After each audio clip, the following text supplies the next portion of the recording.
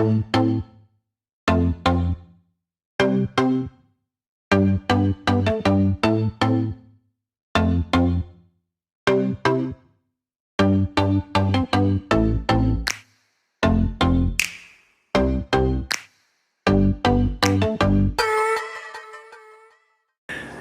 Deadheads, welcome back to my channel.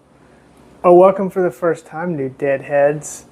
So today, it's going to be a short video, but we're going to do a review of this, the Family Pocket 3000.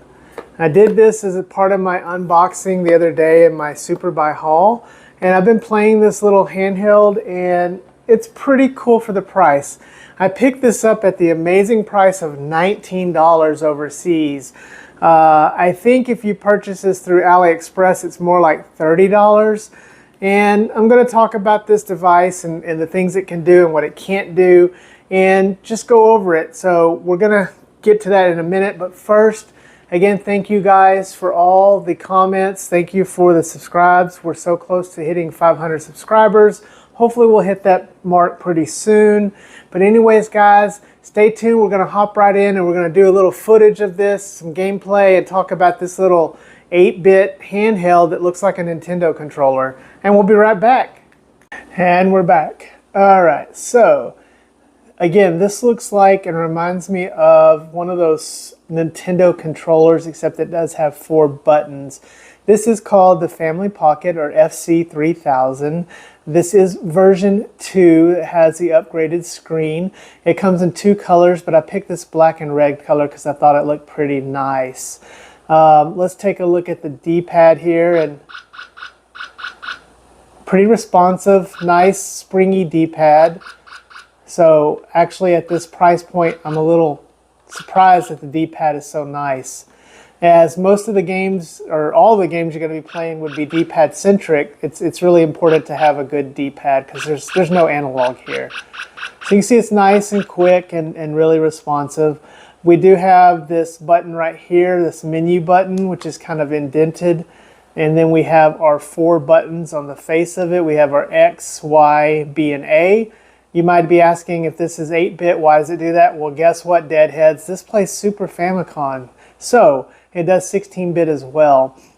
We have our start and select. And then this is really odd, the full speed 70 frames. I don't know why it says that. I don't have any equipment to test it, but I just don't kind of believe that it does that. And then we have our shoulder buttons up here. There are 2 shoulder buttons up here on the front. There is nothing going on in the back, pretty plain. You have a USB micro port there, and you have a headphone jack and your speaker output there. On the side, you have your on-off switch right there, and then nothing there. And then there is a cool little feature. Well, it's kind of cool, but you can pop the back off, and underneath here, as I get the back off, you can see there is a rechargeable battery, and then there's a slot here for a game card.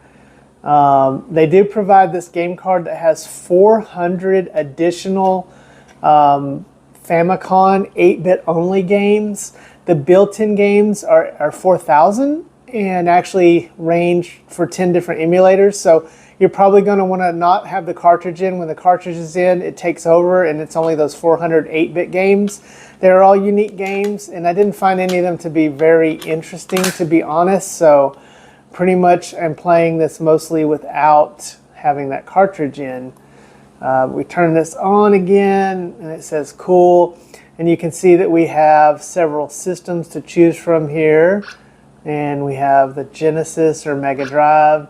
We have our Famicom, we have our Game Boy Color, we have our Game Boy, we have our Sega Master System, we have Game Gear, and our SG-1000. We can go back this way, and we have our Super Famicom, we have our CPS-1 arcade, and our Neo Geo. So for this price point, it's pretty surprising that you get this many different systems for it, and it also has nice little layout here with, you know, video previews. I thought that was kind of nice and neat, you know, for, again, a very, very cheap, low price system. As we look through the different games here, for our Super Famicom. And it does have Mario games. So we can go in and play some Super Mario here. We start.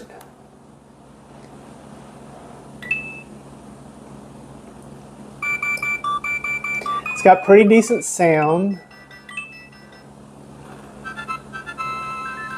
Now, of course, there's no manipulation of software. You're going to get the way that they coded it in. There's no shaders, no ability to change any settings. Although you can hit this menu button up here and you can save.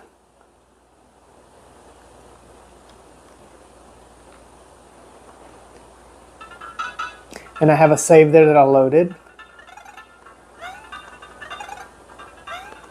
And yeah, it's playing really good.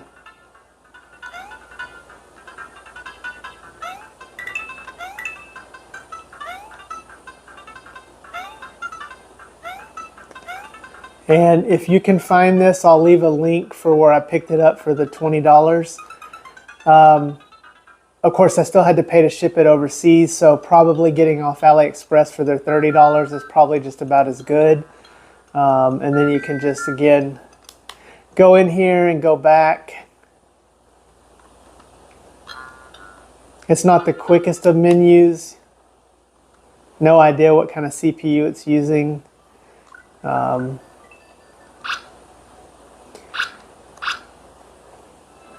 But we have some CPS here.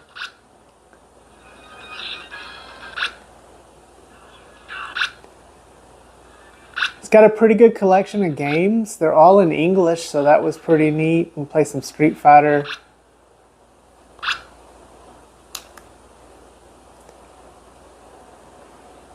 That looks like a cup of Java coffee. I don't know if that's anything to do with that.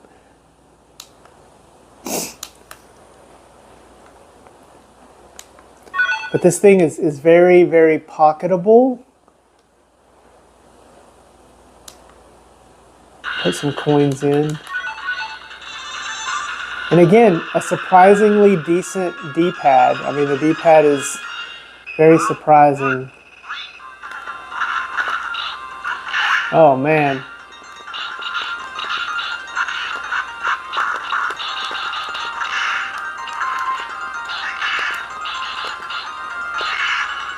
I can't even get the Hadoken off. There we go. I'm never good on this side. I'm better on this side. There we go. I don't know why I can do it better on the left side.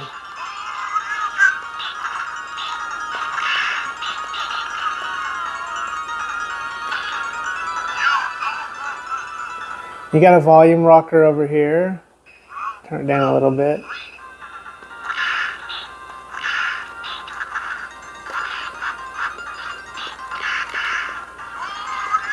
Sorry, a lot of shaking going on here when I'm trying to play Street Fighter.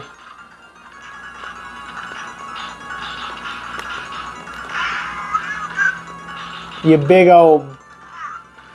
Go eat some more rice. Oh well.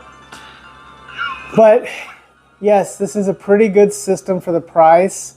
Again, if you can find this under $30, I think it's a pretty sufficient unit.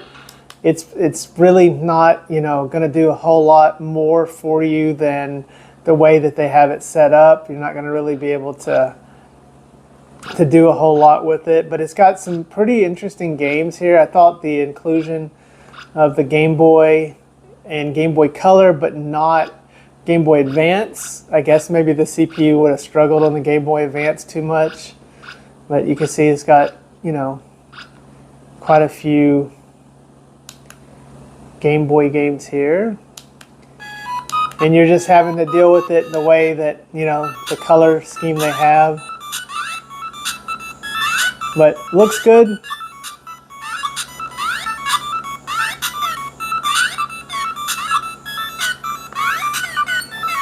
It doesn't show through in the video, but the screen looks pretty good. It is an IPS screen.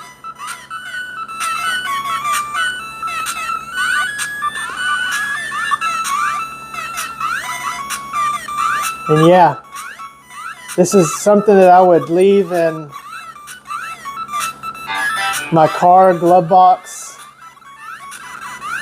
Pick up and play really quickly. It's not going to be my primary Game Boy machine for sure, but definitely for Game Boy Color, 16-bit and under, this is pretty good. So Dead Fred's going to say that if you can get this at the right price, this is a buy. It's definitely, you know, the Data Frog territory. I don't know if the Data Frog SF2000 is ultimately better than this. I don't know what you deadheads would think, but I gotta say, yeah, this is a pretty interesting little device. I don't know about the little cart. It would have been cool if they sold additional carts and really developed some software for this, but I don't think they did that other beyond that initial cartridge that comes with it. But Deadheads, this has been a review of this Family Pocket FC3000. I'll leave a link in the description where you can pick it up through Superbuy or on AliExpress. And I did buy this brand new through Superbuy for $19, and then I had to ship it to myself, so probably about $30 after everything was said and done. But leave me a comment, let me know if you like seeing these weird little handhelds, and I'll continue to do more of them along with all the cool good stuff. But this has been another Dead Fred review for 2024. Dead Fred out.